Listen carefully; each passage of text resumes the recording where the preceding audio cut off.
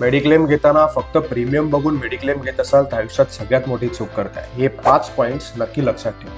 पहिला पॉईंट म्हणजे सम इन्शुअर्ड कमीत कमी 50 लाख पाहिजे. मेजॉरिटी लोक 5 ते 10 लाखाचा इन्शुरन्स घेतात आणि एका हॉस्पिटलायझेशनमध्ये 20 ते 25 लाख त्यांचे जातात. दुसरा पॉईंट, नो को पेमेंट क्लॉज. को पेमेंट म्हणजे काय की आपण 100 रुपये समजा बिल आलं तर 20 रुपये आपल्या खिशातनं द्यावे लागतात, 80 रुपये कंपनी देते.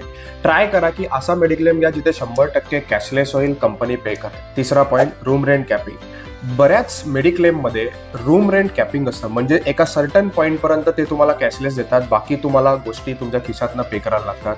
ट्राय करा असा मेडिक्लेम घ्या की जिथे काही रूम रेंट कॅपिंग नसेल. Fourth point, pre and post hospitalisation expense. काही आजारानंतर तुम्हाला काही टेस्ट करायला लागतात, काही औषधं घ्यायला लागतात, ज्याची कॉस्ट जास्त असते. बऱ्याच मेडिक्लेम मध्ये 180 डेज प्री आणि 180 days post, pre and post hospitalisation expense covered असतात. असाच मेडिक्लेम घ्या. अँड लास्ट इम्पॉर्टंट पॉईंट म्हणजे ॲडवायझर थ्रूच घ्या. मेजॉरिटी लोक विदाऊट ॲडवायझर घेतात, ऑनलाईन प्रोसेस करतात आणि ज्यावेळेला खरंच क्लेम करायची वेळ येते त्यावेळेला त्यांच्याबरोबर कोणीच नसतं. ॲडवायझर तुमच्याबरोबर पूर्ण प्रोसेसमध्ये असतो आणि त्याने खूप एक तुम्हाला दिलासा मिळतो. तुम्हाला टर्म इन्शुरन्स काढायचा आहे, हेल्थ इन्शुरन्स काढायचा आहे तर फॉर्म भरायची गरज नाही आहे.